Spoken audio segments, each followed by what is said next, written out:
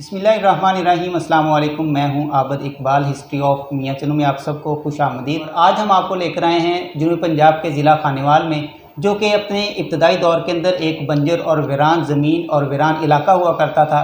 1863 में नहर लोयर बारी दोआब के आने के बाद ये इलाका गंदम का सोना और कपास की चांदी उगलने लगा।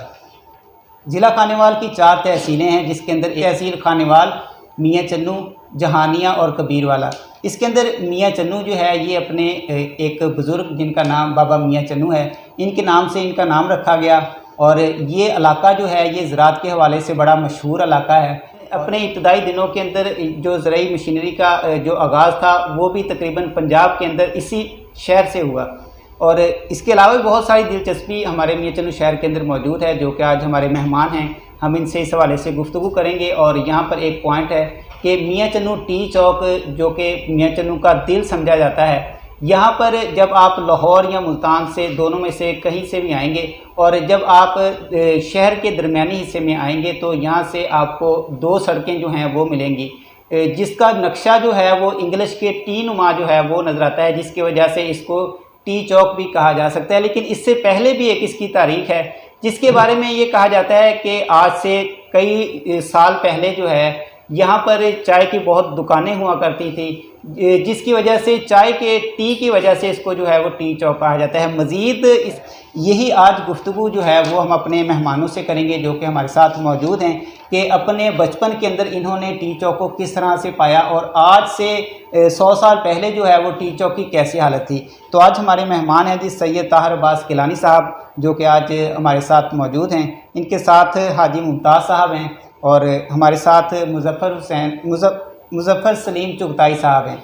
तो सबसे पहले हम अपने प्रोग्राम का आगाज़ जो है वो सैयद ताहिर अब्बास साहब से करेंगे कि वो अपने ख़यालात का जो है वो क्या इजहार करते हैं और उन्होंने अपने बचपन के अंदर जो है वो टी चौक को कैसा पाया। अस्सलाम वालेकुम सर। वालेकुम सलाम। सर, सबसे पहले तो आपको ये मशकूर है कि आपने हमें टाइम भी दिया और हमारे प्रोग्राम में भी आए। सर, अपना तारुफ़ करवाइएगा कि आपका इसके अंदर जो है वो आपकी तारीख़ पैदाइश क्या है और फिर आपका जो है वो इसके अंदर बचपन कैसा गुजरा और आप किस शोबे से मुंसलिक रहे। शुक्रिया आबद। मेरा नाम सैयद ताहिर अब्बास है। पैदाइश मेरी 1959 की है और टी चौक मियाँ चन्नू की ही है। और इसके अलावा मैंने यहीं पे पढ़ा है। हाई स्कूलिंग भी मेरी मियाँ चन्नू की है और उसके बाद फिर मैं इंजीनियरिंग के शोबे में चला गया। ज़िंदगी का कुछ हिस्सा मैंने बाहर भी गुजारा है, पेट्रोलियम इंजीनियरिंग में रहा हूँ और आजकल मियाँ चन्नू पे ही अपना टाइम गुजार रहा हूँ। मियाँ चन्नू, आपका दूसरा सवाल था कि मियाँ चन्नू को आपने अपने बचपन में कैसा देखा। मैं थोड़ी सी गुजारिश कर दूं कि मियाँ चन्नू मैंने अपने बचपन जो देखा, बहुत खुली सड़कें, साफ़ सुथरा माहौल और एक ऑर्गेनाइज्ड और प्लान्ड सिटी के तौर पे मैंने इसको देखा। जो दूसरे शहर थे वो बहुत पुराने थे और इसकी तारीख़ हमें 100-125 साल से पुरानी नहीं मिलती। तो हम बहुत खुश थे, लोग जो आकर देखते थे, तारीफ़ भी करते थे। उस वक़्त मियाँ चन्नू की बहुत ज़्यादा पहचान किसी और हवाले से नहीं थी, लेकिन उसकी बेहतर प्लानिंग की वजह से ये शहर मशहूर था। इंशाल्लाह आप सवाल करेंगे तो मज़ीद आगे बात भी होगी। शुक्रिया जी। इसके बाद भाई साहब, आपके बड़े मशहूर हैं कि आप भी अपना कीमती वक्त निकाल के आए। अपना भी ज़रा थोड़ा सा तारुफ भी करवा दीजिएगा और अपनी तारीख़ पैदाइश जो है वो भी बता दीजिएगा और अपनी बचपन जो है वो किस तरह से आपने गुजारा और किस शोबे से आप रिलेटेड रहे। सबसे पहले तो ये है कि मेरी तारीख़ पैदाइश इंडिया में जी सन 1941 में मैं पैदा हुआ। वहाँ से फिर हमने अपने बुजुर्गों के साथ माइग्रेशन करके तो लाहौर आ गए सन 47 में। ठीक जी जिला हुआ ना, तो उसमें 47 में हम वहाँ आ गए। वहाँ 2-3 महीने रहे, उसके बाद हम मियाँ चन्नू सन तकरीबन 48 में मियाँ चन्नू, यानी कि आज़ादी के 1 साल बाद आप इधर आ गए। हम आ गए मियाँ चन्नू। सही। यहाँ अगर हमारे चूँकि वालदेन जो थे, मेरे वाल जो थे ना, वो अमृतसर में भी बिजली मेरे पावर हाउस थे, जी जी इंडिपेंडेंट होते उसमें मुलाजिम थे। लाहौर में भी आ गए थे इस तरह का ये सिलसिला। फिर बाद में छोटा मोटा का कारोबार जिस तरह भी हुआ जी, जी। मुझे होती रही बस। तो अपनी तरफ से फिर मैं तो जनाब यहाँ आके पहली जमात में पढ़ने लगा था। सही। पटियाला स्कूल जो मशहूर है ना, जी, जी। उसकी पहली क्लास में 1 2 3 मैंने 10वीं तक जनाब तालीम हासिल की। इधर है। हम्म। सही। बस उसके बाद अपने दुकानदार के कारोबार में लग गए। मुख्तलिफ किस्म का जिस तरह भी कोई इलाज है उस तरह कारोबार करते रहे। तो सर इसके अंदर आपने टी चौक को किस तरह का पाया अपने बचपन के अंदर? चौक में मैंने आपको बताया ना कि यहाँ इसको पहले तो लाइब्रेरी कहते थे। जी, जी। उसके पहले मुझे नहीं पता, वो तो पहले मैंने कि इसकी जो वो लाइब्रेरी बनी हुई थी उसकी लोकेशन इसकी की थी कोई पहले शायद गोश्त मार्केट हो। तो सर जब आप इसको लाइब्रेरी कहते तो आपने वो लाइब्रेरी देखी थी इधर? हाँ लाइब्रेरी वो कौन सी जगह पे बनी हुई? यही जो यहाँ ये दुकानें हैं ना सामने टी चौक में, जी, जी। जहाँ से मार्केट में बनी है, हाँ जी। यहाँ एक हाल होता था। ठीक। देखा होगा आपने गैस वाला? हाँ जी, हाँ जी। वही लाइब्रेरी थी। ठीक। तो सर यहाँ पे एक थोड़ा सा और सवाल ज़रा बताइएगा कि ये जो लाइब्रेरी थी ये कमेटी की थी या बल्दिया किसी बल्दिया? के हिसाब से चलती रही। तो बल्दिया ने तो वाइंडवा भी फिर वो बन गया स्कूल यहाँ बन गया। चलिए जी, बहुत शुक्रिया। मुजफ्फर साहब आपकी तरफ आते हैं, आपको भी खुशामदीद कहते हैं इस प्रोग्राम के अंदर।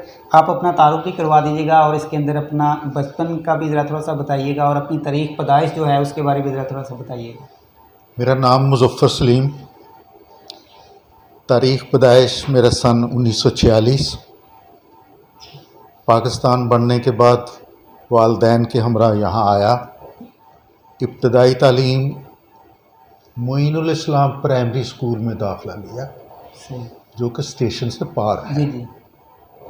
और उसके बाद तीसरे दर्जे में जब मैं था तो मेरा स्कूल तो बंद हुआ और मैं शहर के एक स्कूल में आ गया। वहीं से प्राइमरी किया, मैट्रिक किया। यहाँ म्यूनसिपल कमेटी में मेरा जॉब हुआ। बतौर सुपरडेंट में रिटायर हुआ। मुझे रिटायर हुए को भी आज 20 साल हो गए हैं। सही। घर में वक्त गुजार रहा हूँ, अच्छा गुजर रहा है। तो सर जब आप इंडिया से इधर हिजरत आपने की तो डायरेक्टली आप मियाँ चनू ही आ गए थे? क्या इसमें मेरे वालदैन, मैं तो गोद में था। जी, जी। मेरे वालदैन पहले मुल्तान गए थे, मुल्तान के बाद यहाँ आए थे। तो आपकी कितनी उम्र थी जब आप मियाँ चनू के अंदर आए? भाई मैं तो साल का हूँगा ज़्यादा से ज़्यादा। तो आपने किस तरह का इस टी चौक को किस तरह का पाया आपने? टी चौक जो इब्तदाई शक्ल जो मैंने देखी है, यहाँ जिस जगह पर मक्की मस्जिद है, जी, जी। नेशनल बैंक है और वो पेट्रोल पंप है, इस जगह पर एक बाग होता था। सही। उस बाग के क्यारियाँ वगैरह तो उजड़ चुकी थी, लेकिन बड़े बड़े दरख्त मौजूद थे। वहाँ पर बड़े बड़े जलसे होते थे। सही। उस वक्त मसलकी जलसों का आगाज़ हो चुका था। ठीक। हर मसलक के लोग अपना जलसा अलग अलग किया करते थे। एक जलसे की जगह ये थी, दूसरे जलसे की जगह जो थी वो जहाँ आजकल डाकखाना है वो थी। इन ये जगहों पुराना डाकखाना जो लाइनों के पार है यहाँ? नहीं इधर नहीं। आजकल डाकखाना जी, जहाँ है मैं उसकी बात कर रहा हूँ। ठीक।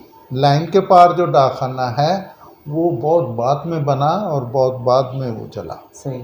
गया। तो ये जलसों की जगह थी। लाइब्रेरी चौक से इसीलिए कहा जाता था कि उस वक्त कोई और काबिले ज़िक्र वहाँ कोई एक्टिविटी नहीं थी। लाइब्रेरी सबसे बड़ी इमारत थी और लाइब्रेरी को अहमियत मिलती थी। ये बाकी चीज़ें जो बाद में नेशनल बैंक की ये जो जगह है, ये असल में मार्केट कमेटी की जगह है। मार्केट कमेटी ने ये जगह लीज़ पे हासिल की और ये नेशनल बैंक के पास किराया पर है। सही। तार साहब इधर एक मंदिर है जिस टी चौक के अंदर, उसके बारे में आप क्या जानते हैं? मंदिर जो है वो काफ़ी पुराना है। टी चौक में मंदिर भी है और उसके साथ एक बिल्डिंग है जिसको कॉलरा बिल्डिंग कहते हैं। जी, जी।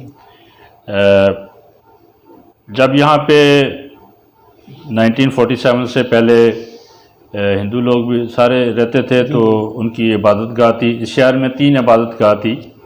एक मुसलमानों के लिए मस्जिद थी और हिंदुओं के लिए एक मंदिर था जो कि टी चौक के करीब वाक़ है, जिसका आप बात कर रहे हैं। और तीसरी इमारत गुरुद्वारा की थी, जो जिसको आज मस्जिद बाज़ार कहते हैं। वहाँ पे बिल्डिंग थी जो बाद में मस्जिद में कन्वर्ट हो गई।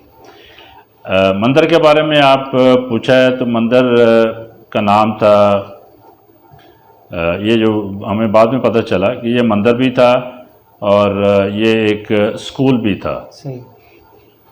तो मंदिर के साथ जो कार्रा बिल्डिंग थी, मैं इसलिए बता रहा हूँ कि मैंने चूँकि मेरी पैदाइश उस बिल्डिंग की है जो मंदिर की दीवार के साथ लग के हुई थी, और उसके बिल्कुल घर भी हमारा उस दीवार के साथ था जो मंदिर को लगती थी।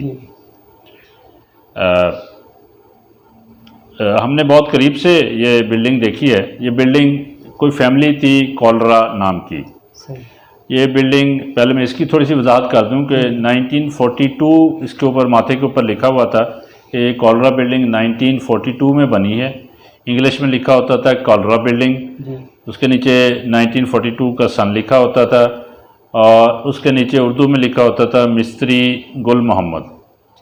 यानी मिस्त्री गुल मोहम्मद ने शायद तामीर की होगी, और जो बनवाने वाले थे वो कोई बिजनेसमैन थे, शहर के बहुत बड़े बिजनेसमैन थे, और कॉलरा बिल्डिंग उनकी मलकियत थी। ये जो कितना जो ज़मीन थी ये उनकी मलकियत थी, और इसके अंदर उनके मुलाजमीन वगैरह रहते थे। वो शहर के बड़े बिजनेसमैन थे। उनकी अनाज मंडी या गल्ला मंडी के अंदर उनकी आड़तें भी थी, उनके शहर में भी बिज़नेस थे, और इसी बिल्डिंग के अंदर सोडा वाटर फैक्ट्री और साबुन फैक्ट्री भी होती थी, जो कि यहाँ पे बनता था और बाकी जगह पे ये सप्लाई होता था।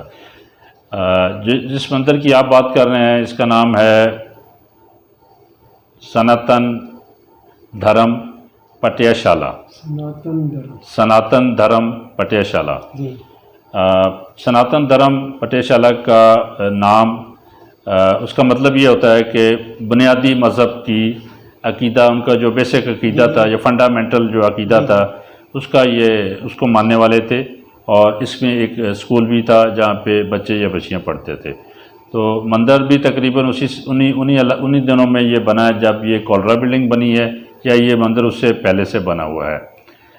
बिल्डिंग के ऊपर 1942 लिखा हुआ है, मंदिर की कोई डेट नहीं लिखी हुई, इसलिए हम अपने तौर पे अज्यूम करते हैं कि ये उससे शायद पहले का बना होगा उसके साथ। जी सर, इसके साथ गल्ला मंडी भी है, और गल्ला मंडी भी सुना है कि काफ़ी ज़्यादा पुरानी है, तो भाई साहब इसके बारे में ज़रा आप बता दीजिएगा।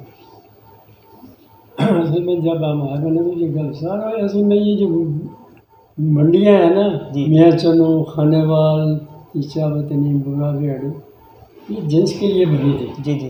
पैदा होती थी, अरे सारा गला मंडियाँ ये सारी जगह। तो यहाँ से जो अनाज वगैरह था ना, मरडिया ट्रेन बाकी मुल्क में जाया करते थे। जैसे पहले बताया ना कि रेलगाड़ी आती थी, तो रेल इन्होंने बनाई अंग्रेज़ों ने इसलिए से बंदरगाह से जो माल आता था वो, और जिन्स की जो ये चीज़ें लोगों में जाती थी। यहाँ बड़ा अच्छा कारोबार था।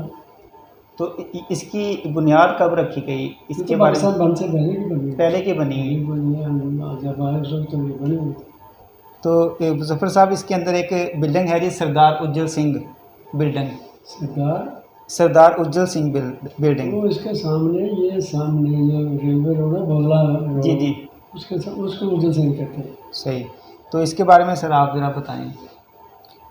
ये सरदार उज्जवल सिंह की बनाई हुई बिल्डिंग है, और वो उसकी रहायश तो यहाँ कभी हुई नहीं, लेकिन उज्जवल सिंह बिल्डिंग के नाम से उसकी शोहरत है। और ये रेलवे स्टेशन को जाने वाली सड़क, और उसके बाद उसके साथ ही उसी चौक से मुल्तान को जाने वाली सड़क के कोने पर ये वाक़ है। 3 मंजिला इमारत है। आजकल ये मुख्तलिफ़ लोग वहाँ रहायश पजीर भी हैं, नीचे दुकानात भी हैं, लेकिन ये एक बड़ी इमारत थी। तो सर ये कौन था ये बंदा, ये जो सरदार उज्जवल सिंह था? सरदार उज्जवल सिंह की बात अगर आप करते हैं तो आपको उसके लिए तारीख़ में जाना पड़ेगा जी जी, कि इसका ताल्लुक जो था सरदार उज्जवल सिंह का, ये खुशाब के इलाके से था। सही। हडाली एक कस्बा है, अब भी मौजूद है, वहाँ का ये लोग रहने वाले थे। इसकी पैदाइश जो है वो लिया में हुई थी, ठीक। लेकिन इसके वालिदैन जो हैं वो हडाली के थे। कोट सुजान सिंह, जिन साहब के नाम पर है सुजान सिंह, वो रेलवे में तामीरात के ठेकेदार थे। सही। और उनका बड़ा बेटा शोभा सिंह था। शोभा सिंह को इब्तदा में ही उन्होंने छठी या सातवीं तक ज़्यादा से ज़्यादा उसने तालीम हासिल की, तो उन्होंने अपने कारोबार में शामिल कर लिया। और उनसे छोटे जो थे ये उज्जवल सिंह थे। उज्जवल सिंह एमए हिस्ट्री था, गवर्नमेंट कॉलेज लाहौर से इन्होंने एमए किया था तारीख़ के शोबे में। और इनको सबसे पहले मियाँ चन्नू में कोट सुजान सिंह को जो रकबा अलॉट हुआ, ये 26 चक, जी जी, ये इनकी मलकियत था। बल्कि ऐसा भी था कि 26 चक में आज जो आप देहात देखते हैं या सुनते हैं, उसमें आप कहते हैं कि चक 26 अहाता नंबर 1, अहाता नंबर 2, अहाता नंबर 3, अहाता नंबर 4। ये अहाते असल में उज्जवल सिंह के कारकुनों की रहायशियों की जगह और उनके जानवरों की संभालने की जगह थी, क्योंकि उस वक्त खेती बाड़ी जो थी वो जानवरों के ज़रिए ही होती थी। तो वो उनके संभालने की जगह से बाद में ये तकसीम मुल्क के बाद वो जो अहाता नंबर 1, अहाता नंबर 2, अहाता नंबर 3 एक मुकम्मल गांव की शक्ल में, एक चक की शक्ल में आ गए, लिहाजा उनके साथ ये बात चलती है। तो उज्जवल सिंह को सबसे पहले म्यूनसिपल कमेटी मियाँ चन्नू, जो कि उस वक्त नोटिफाइड एरिया कहलाता था, उसका रुकन बनाया गया था। उसके बाद इस शख्स ने यहाँ से इलेक्शन लड़ा या नॉमिनेट हुआ, उसका मुझे सही इल्म नहीं है।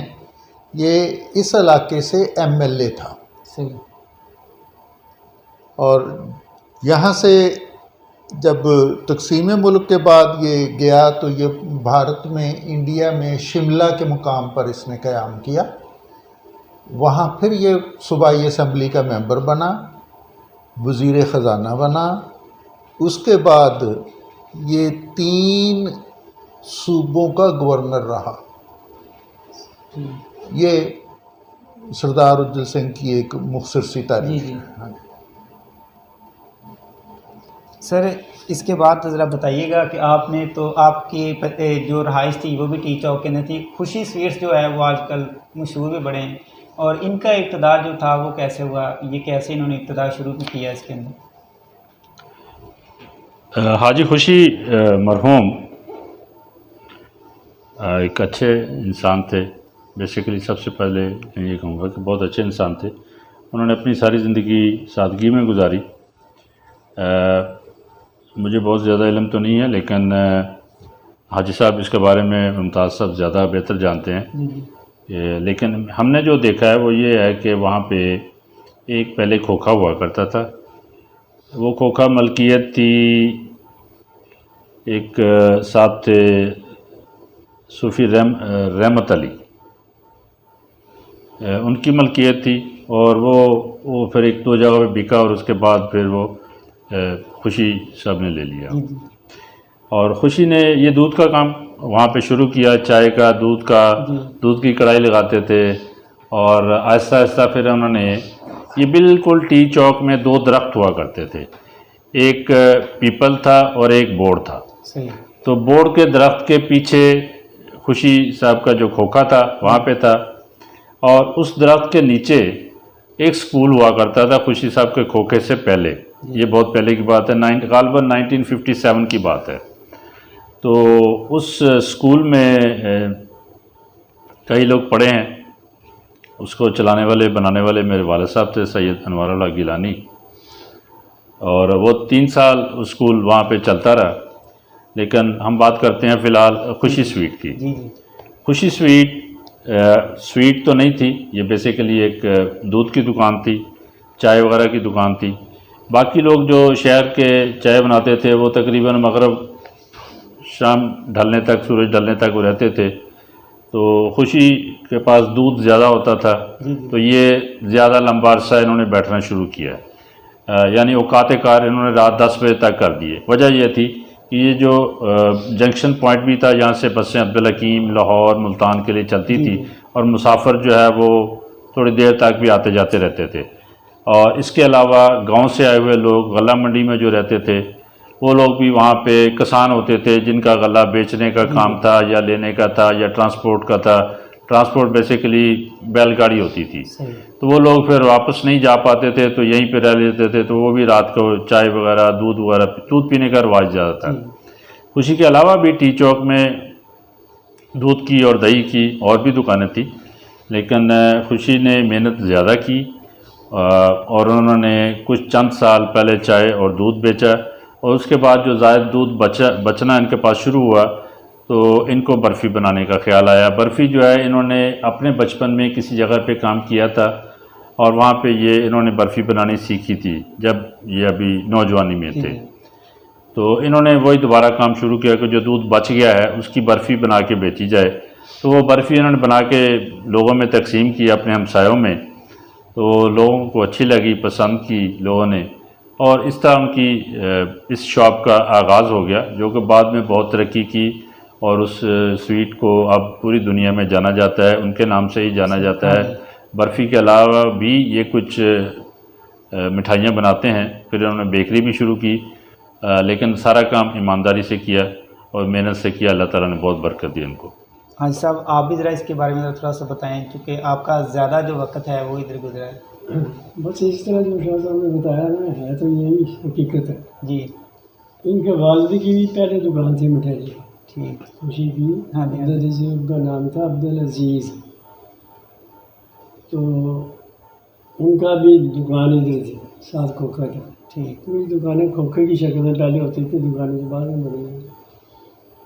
तो इसने अपना से अदा शुरू कर लिया और बाकी फिर जो इन्होंने बताया वो इस तरह ही है कि बर्फ़ी बंदी थोड़ी आगे चलता।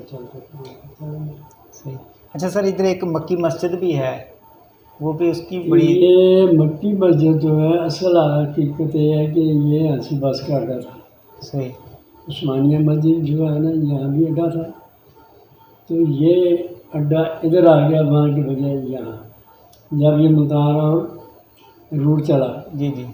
क्योंकि पाकिस्तान बन के बाद सिर्फ मियाँ चलू गया था ना, इसकी सड़क जो थी, जो चुंगी थी ना इस तरफ, अगर भी गरीब तरफ थी, मुल्तान की तरफ, इससे आगे कच्ची सड़क थी।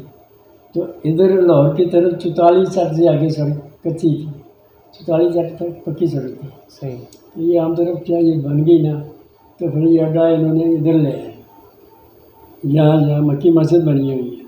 मस्जिद तो खैर छोटी सी थी, ज़्यादा अड्डों में यहाँ बनी होती जगह थी, थोड़ा सा वहाँ नमाज़ पढ़। जब ये अड्डे मेरे ख्याल में जनरल मूसा के टाइम में ख़त्म हुए ना, जी जी, ट्रांसपोर्ट सारे अड्डे ख़त्म कर दिए उन्होंने, तो ये अपने अपना सब, उस वक्त भी ये अड्डे तो ख़त्म हो गए। जी जी। मौलवी साहब ने फिर वहाँ पहले शुरू कर दी, वो मक्की मस्जिद ना वो बन गई वहाँ। सही। मुज़फ़्फ़र साहब, इसके बारे में आप ज़रा बताइएगा कि मियाँ चन्नू का जो इब्तदाई जो इसका नक्शा था वो कैसे बना और किसने इसका जो नक्शा था वो बनाया? मियाँ चन्नू की आबादी तो बहुत पुरानी थी, इसके आसार जो हैं वो 1962 से भी मिलते हैं।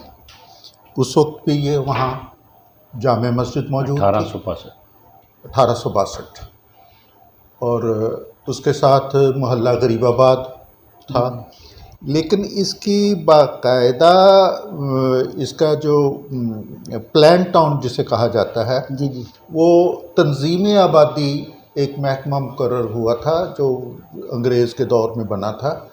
तो उसका शोबा ही यही था कि वो टाउन प्लान करें।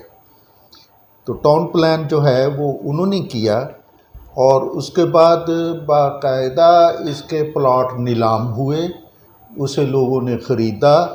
और आपके इल्म में ये बात होनी चाहिए कि हमारे जो बहुत से बड़े ज़मींदार, मुस्लिम बड़े ज़मींदार, उन्होंने यहाँ बड़े बड़े प्लॉट ख़रीदे और वो आज भी उनकी मिल्कियत में मौजूद हैं, बाद उन्हें बेच दिए हैं।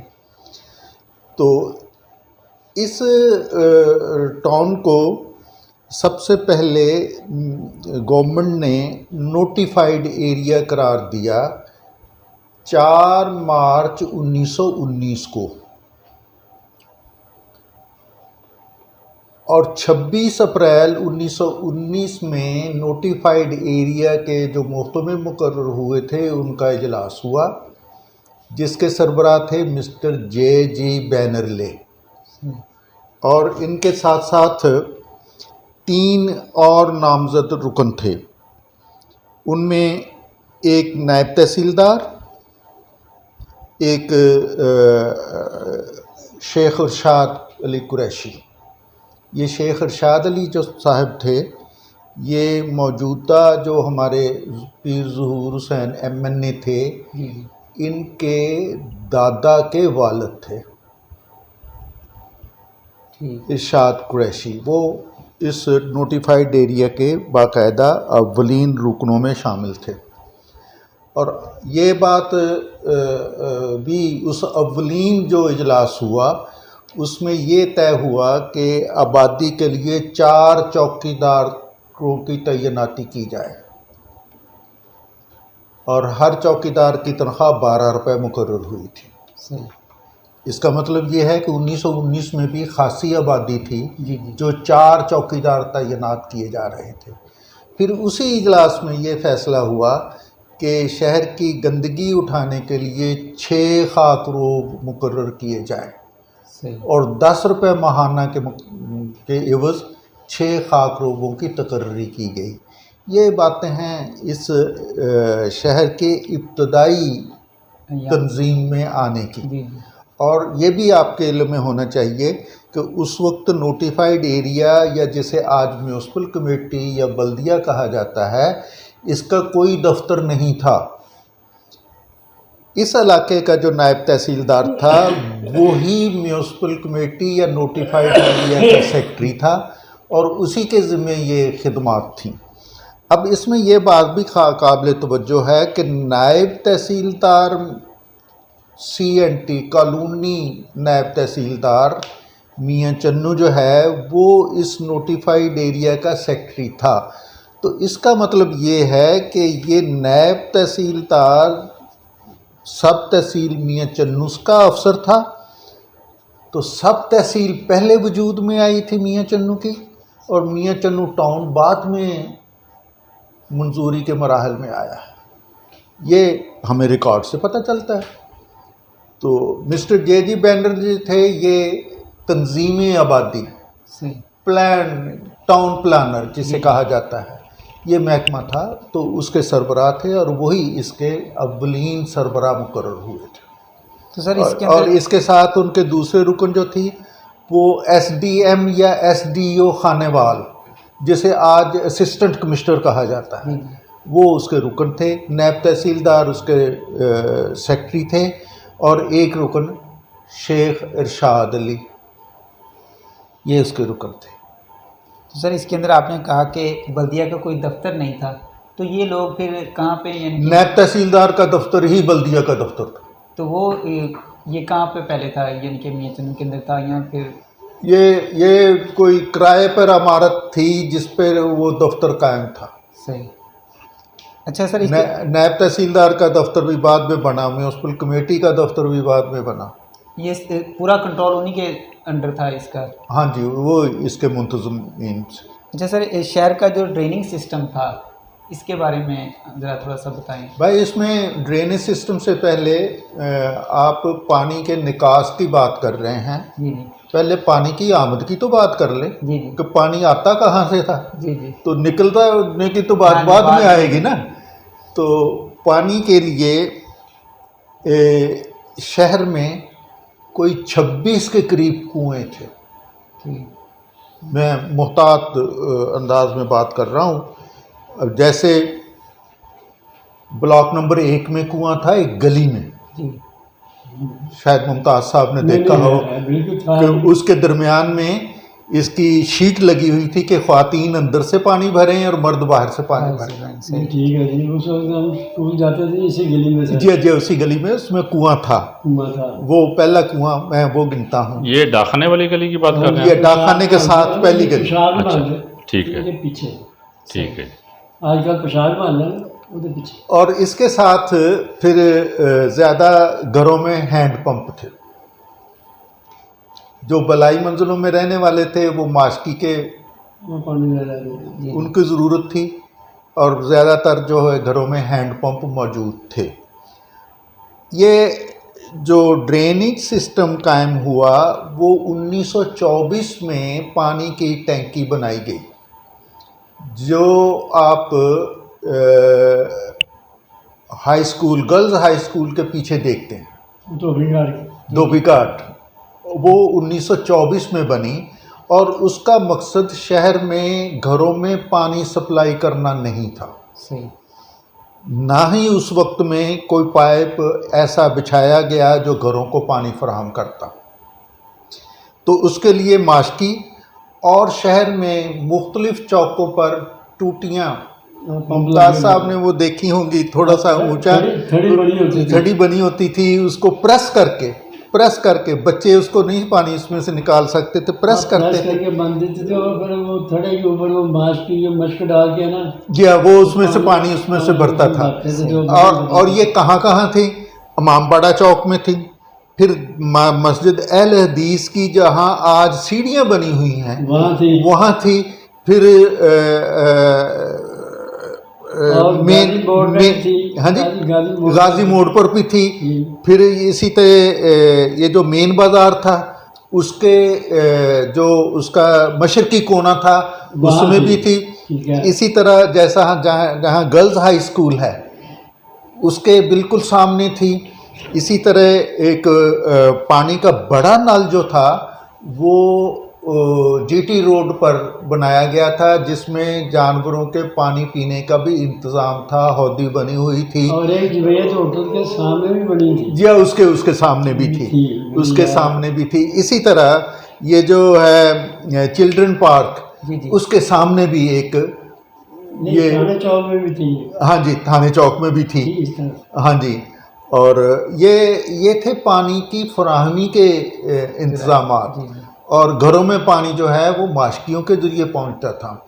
ये पानी का जो बड़ा सिस्टम शुरू हुआ ये 1964 में 50,000 गैलन की टैंकी बनी, जो पार्क के पिछले हिस्से में है, म्यूनिसिपल पार्क के पिछले हिस्से में बनी हुई है। तो उसके बाद घरों को पानी सप्लाई करने के लिए पाइप बिछाए गए और घरों को पानी दिया जाने लगा। अब वो भी ख़त्म है, अब तो हर घर में अपना अपना पंप का सिस्टम है। तो ये तो था पानी की फराहमी का निज़ाम। अब पानी के निकास का इंतज़ाम जो था वो हर गली के दोनों तरफ ऐसी शानदार बनी हुई नाली थी कि बाद में पाकिस्तानियों ने वो ऐसी नालियाँ नहीं बनाई, और उसकी रोज़ाना सफाई होती थी।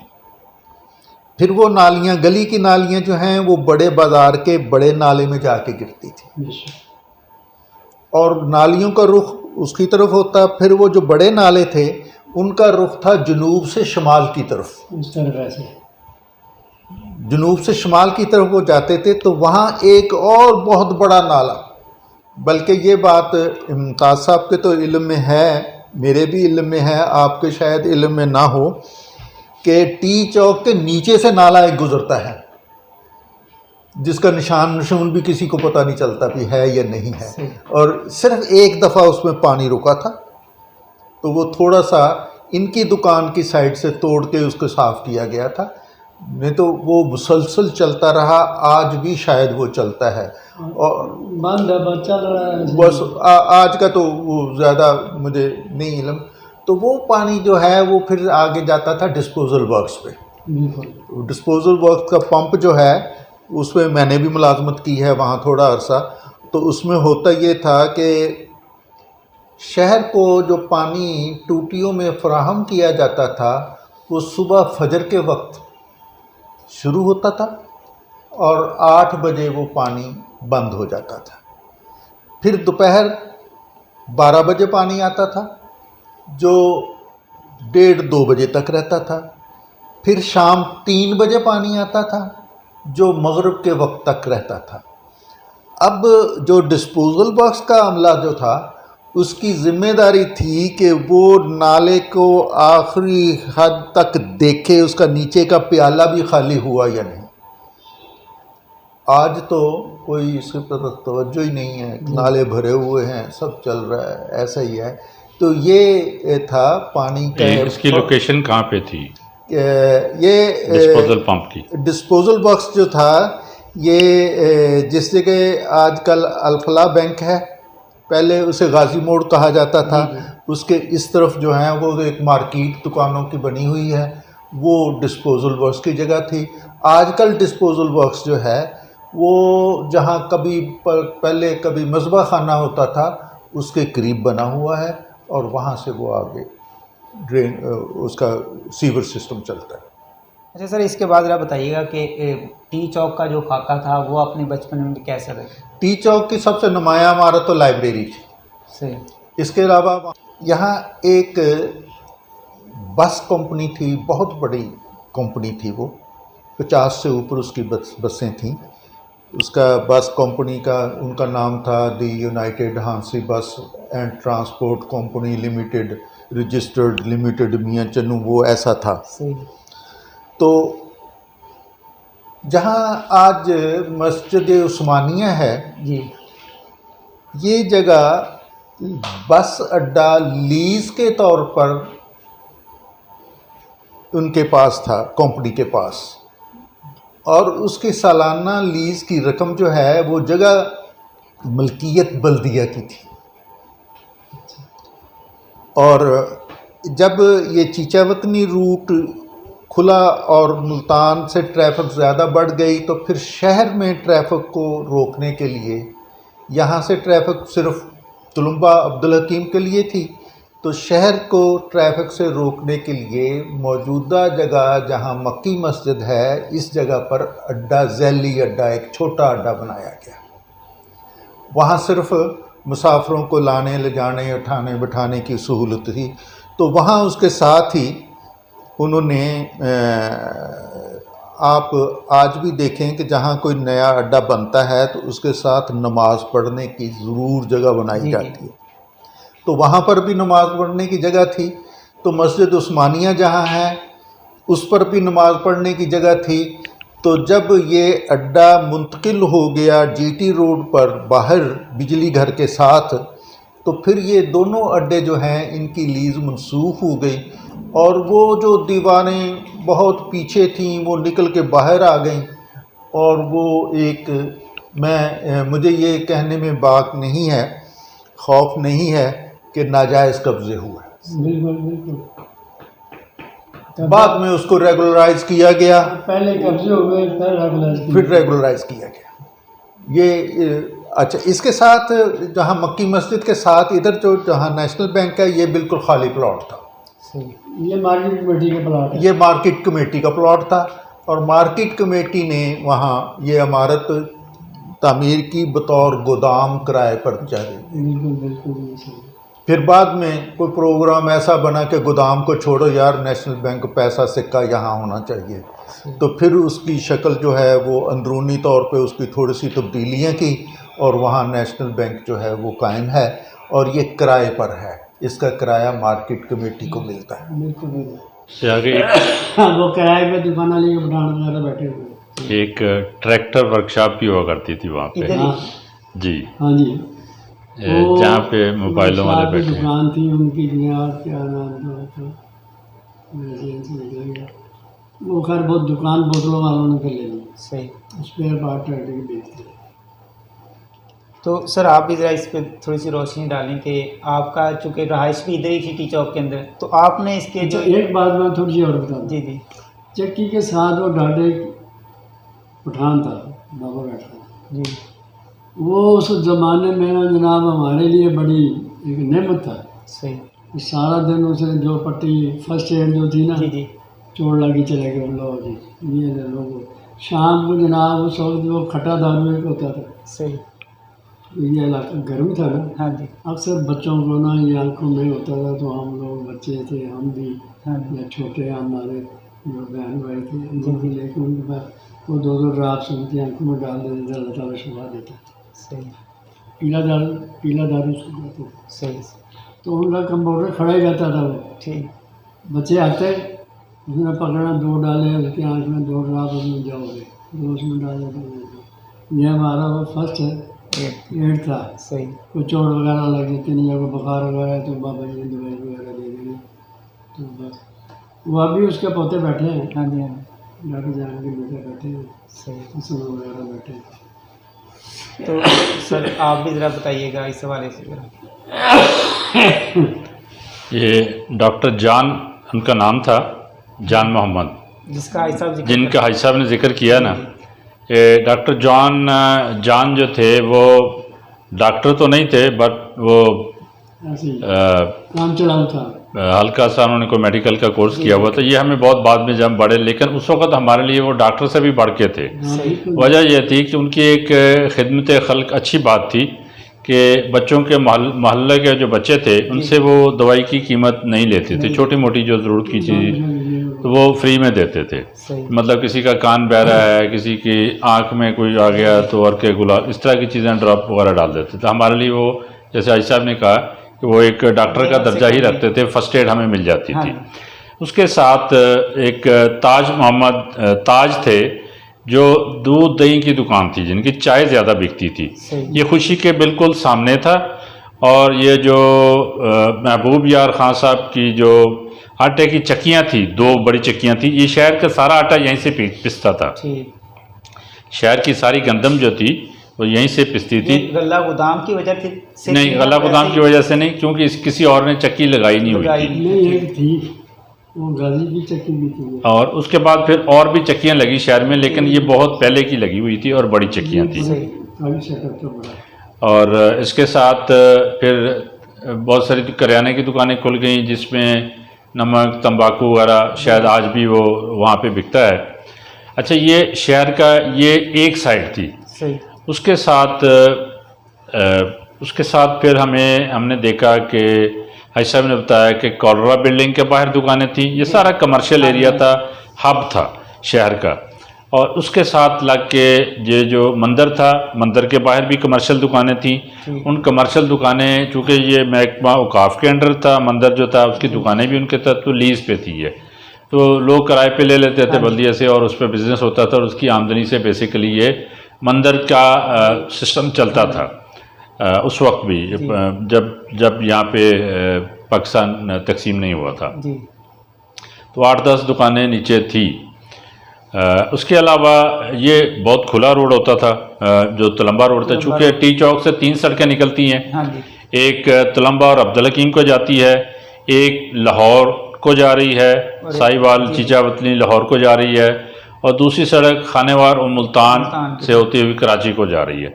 तो ये जो जगह थी टी चौक, ये बेसिकली एक जंक्शन था, जहाँ से बहुत सारे बसें भी, चूँकि अड्डा भी था, हाजी साहब ने बताया, तो बसों का अड्डा था। तो यहाँ पे तकरीबन 24 घंटे लोगों का आना जाना लगा रहता था। इसकी वजह से यहाँ पे बिज़नेस भी तकरीबन 24 आवर्स होता था, और ज़्यादा खाने पीने का और 1-2 सस्ते किस्म के होटल भी थे।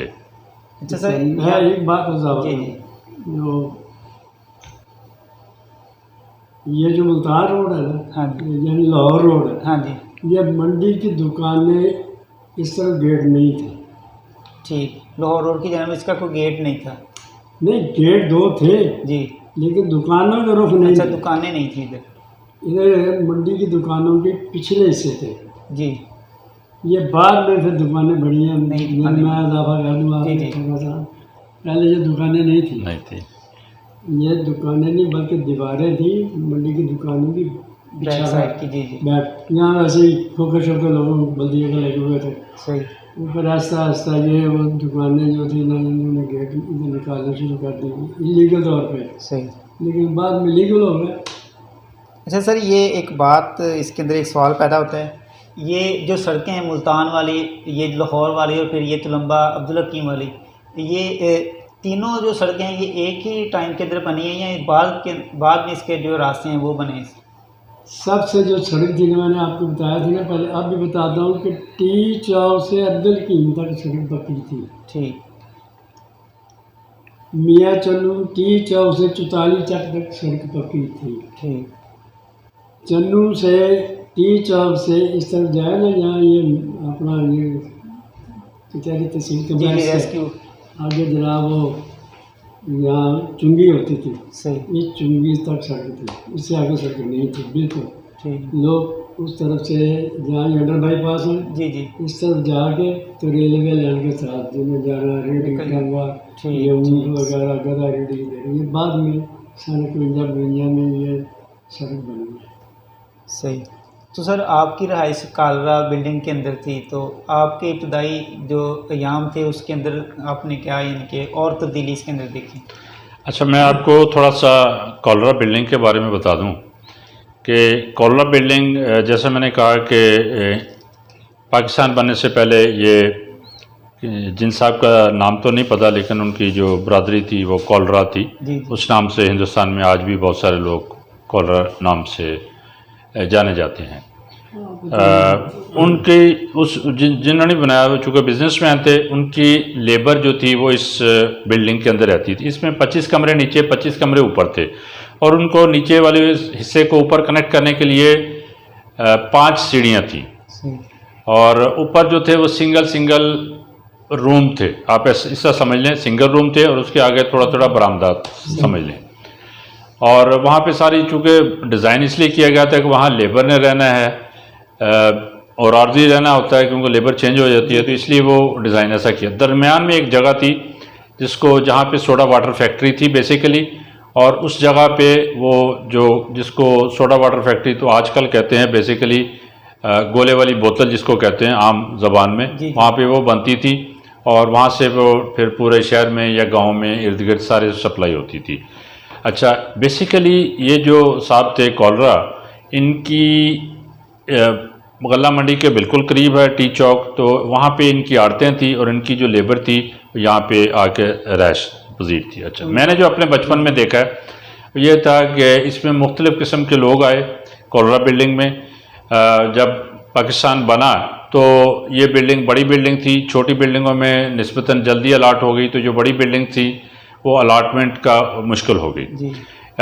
उसमें फिर हुआ इस तरह कि चूँकि बिल्डिंग खाली पड़ी रही तो लोग इसमें आके रहना शुरू हो गया, ऐसा जगह साफ़ करके उसमें रहाइश शुरू की और उसमें से 3 कमरे हम भी उसमें रहते थे। हमारे दादा और दादी जो थे उन्होंने मुझे बताया कि ये जगह जो थी नीचे बहुत ज़्यादा चूँकि खाली पड़ी थी और गंदगी वगैरह थी, तो उन्होंने ऊपर वाला हिस्सा चूज़ किया और वो वाला हिस्सा जहाँ पे आजकल आज़ाद इलेक्ट्रिक स्टोर है टी चौक में, उसके ऊपर वो वाला हिस्सा था, वो हमारा घर था और उसके पीछे वाली दीवार मंदिर वाली दीवार थी। वो बहुत अच्छे दिन थे इस वजह से कि सब लोग ही एक ही स्टेटस के लोग थे, कोई अमीर वाला नहीं था, सारे लोग चूँकि माइग्रेटेड थे तो सबके दुख दर्द साझे होते थे, सबकी खुशियाँ भी साझी होती थी और हाजी साहब भी हमारे घर आ जाते थे। हमारा तो नहीं था, हमारे दादा होते थे। दादा के पास ये क्या हिसाब पढ़ने जाता था। ये मेरे दादा से ये बताते हैं कि मेरे दादा सैयद फजल हक शाह साहब जो कि मस्जिद गुरुद्वारे वाली मस्जिद थी उसमें इमाम भी थे और 47 से लेकर 55 तक वहाँ पे वो टीचर भी रहे हैं। तो ये घर पे उनसे, उनका घर चूँकि यहीं पे था तो ये उनसे हिसाब भी पढ़ने जाते थे और भी शहर के लोग उनसे पढ़ते थे। अच्छा, इसके अलावा बहुत सारे और लोग भी रहते थे। काला बिल्डिंग के आगे जो दुकानें हैं उसमें 2 होटल थे, हाजी साहब ने जिक्र किया। 2 होटल जो थे, एक मलक अब्दुल अजीज़ थे और एक मलक गुलाम मोहम्मद थे।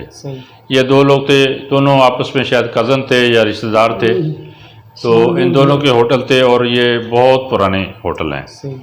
उसके साथ जो चूने की दुकान थी वो भी बहुत मशहूर दुकान थी हाजी ईद बख्श की और आज भी है। और वो आजकल पेंट में कन्वर्ट हो गई है, पेंट की दुकान भी है, बट वो बेसिक उनके साहबजादे जी वो काम कर रहे हैं। इसके अलावा ये जो पहली दुकान थी जो कॉलरा बिल्डिंग के गेट के दाखिल हों तो लेफ़्ट साइड में जो पहली दुकान थी वो एक मिर्ज़ा अली मोहम्मद थे, मोहम्मद अली। मिर्ज़ा मोहम्मद अली थे, उन्होंने वहाँ पे मिठाई की दुकान बनाई हुई थी। ठीक। अच्छा, कॉलरा बिल्डिंग में एक अजीब बात और नई बात ये थी कि नीचे वाले हिस्से में कोई और काबिज था और ऊपर वाले हिस्से में किसी और की मलकियत थी। जैसे जैसे है ना लोग माइग्रेट हो गए तो उन्होंने कब्जा ऊपर नीचे कोई कर लिया। अच्छा, उसमें क्या हुआ कि ये बिल्डिंग बिकने के लिए काबुल आई और हाजी साहब ने मुझे बताया था कि इस बिल्डिंग की को लेने के लिए बोली हुई और इसकी कीमत 1,35,000 रुपया उस वक्त का, कराची से लोग इसको ख़रीदने के लिए आ गए। सही। और लेकिन चूँकि इसके अंदर बहुत सारे लोग बैठे थे तो एक एहतजाज हुआ कि ये सारे घर उजड़ जाएंगे, हम इसको नहीं। नीलाम तो हो गई। अच्छा जी, नीलाम ये होगी 1,35,000 में। ठीक है। हम लोगों ने फिर अपील की, ठीक है जी। मुल्तान, उस अपील में हम फेल हो गए क्योंकि उसको हाई कोर्ट जो था ना वो लाहौर में था। फिर वो लाहौर एक वकील किया, उसको सारी सूरत हाल बताई। उसने फिर जज साहब को इस बात पे राज़ी किया कि देखो जी वहाँ 40-50 घर रह रहे हैं जी। कहाँ जाएंगे। बिल्कुल। ये एक आदमी आ गया जी कराची से लेकर बॉडी भर के नोटों की 1,35,000 की, ये गलत है। और जितने जितने लोग हैं इनको लाट देते। फिर वो जैसा हमने ऑर्डर कर दिया कि जितनी दुकान है इसकी असल कीमत जी थी 80,000 रुपया थी। ठीक। इस बिल्डिंग की कीमत है 80,000 नीलाम हुई थी 1,35,000 में। इस तरह वो जो भोजला वाली बिल्डिंग है वो भी 1,35,000 में नीलाम हो रही है जी। ये कर रहे हैं उज्जवल सिंह वाली बिल्डिंग है, वो 1,35,000 में वो भी नीलाम हुई है। और ये भी उसका फैसला नहीं हुआ। फैसला नहीं है। लेकिन इसका फैसला हो गया था, चूँकि ये इन्होंने हाई कोर्ट में अपील की थी। तो मुझे याद है कि जज साहब वहाँ से आए थे मुल्तान से, उन्होंने विज़िट किया था। विज़िट करने के बाद उन्होंने देख नक्शा बनाया कि कौन कौन कितने कौन से कमरे पे रह रहा है। उस हिसाब से उसको इस सारी कीमत पूरी करके 80,000 रुपये इसकी टोटल कीमत थी और वो गवर्नमेंट को अदा कर दी जाए। तो आज से उसके बाद इनको अलॉटमेंट लेटर मिल जाएंगे। उसकी वजह से जो ऊपर बैठा था उसका ऊपर वाला हिस्सा है, जो नीचे बैठा था उसका नीचे वाला हिस्सा है। और बाद में, बहुत बाद में ऊपर वालों ने नीचे वालों को कुछ हिस्से बेच दिए या नीचे वालों ने ऊपर वाले खरीद लिए। मैंने अपनी दुकान का ऊपर का 6,00,000 में लिया था। सही। बाद में इसी तरह अली खुशी स्वीट वालों ने 200 रुपये की एक वहाँ पे कमरा लिया। मेरे साथ ही आगे मिठाई चूने वालों के ऊपर है वो। ठीक। तो वहाँ से उन्होंने एक कमरा पहले 200 का लिया, फिर उन्होंने चंद साल के बाद दूसरा कमरा भी लिया। इनकी दुकान की छत को एज ए मिठाई की वो जगह बनाते रहे जहाँ पे वो बना के बेचते थे, बनाते थे और सामने नज़दीक थी। और ये जो मिर्ज़ा मोहम्मद अली साहब की दुकान थी, ये बहुत सालों तक, तकरीबन 30-35 साल तक ये मिठाई की दुकान ही रही, मिठाई और चाय की दुकान रही। और बाद में ये फिर खुशी स्वीट वालों ने, ये हाजी खुशी साहब ने ये दुकान वहाँ उनसे ख़रीद ली। और फिर इनके पास नीचे भी और ऊपर भी छत भी हो गई और ऊपर वाला सारा हिस्सा फिर उन्होंने आस्ता आस्ता ले लिया और इनसे इनका कारोबार जो है वो बेहतर हुआ।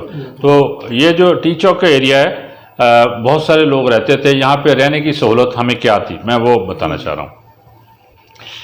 सहूलत ये थी कि आपने सफ़र करना है तो आप दिन में या रात में आपको बस अवेलेबल होती थी। जब आप बस से उतरते थे तो आसानी से घर पे आ जाते थे। इसके अलावा सब्ज़ी मार्केट तलम्बा रोड पे हमारा मेन जो सब्ज़ी की दुकानें होती थी। और तलम्बा, अगर तलम्बा की तरफ जाएं तो जो पहला चौक आता है उसको सब्ज़ी चौक कहते हैं। सब्ज़ी चौक क्यों कहते हैं? क्योंकि एक ज़माने में पाकिस्तान बनने के बाद वहाँ पे सब्ज़ी मंडी होती थी, सब्ज़ी की आड़त होती थी। तो वहाँ पे सब्ज़ी मंडी बेसिकली होती थी और सब्ज़ी मंडी की वजह से फिर उसका नाम सब्ज़ी मंडी चौक था। और आस्ता आस्ता फिर मंडी निकल गया, मंडी चूँकि बाहर चली गई और इसलिए फिर ये सब्ज़ी चौक हो गया। तो सब्ज़ी मंडी जो है वो तलम्बा रोड पे और थोड़ा सा आगे जाके चिल्ड्रन पार्क के कोने पे, वहाँ पे बहुत अरसा तक, तकरीबन 25 साल तक वहाँ पे सब्ज़ी मंडी रही। सही। बहुत शुक्रिया सर, आप दोनों जो हमारे मेहमान हैं, आपका टाइम देने का।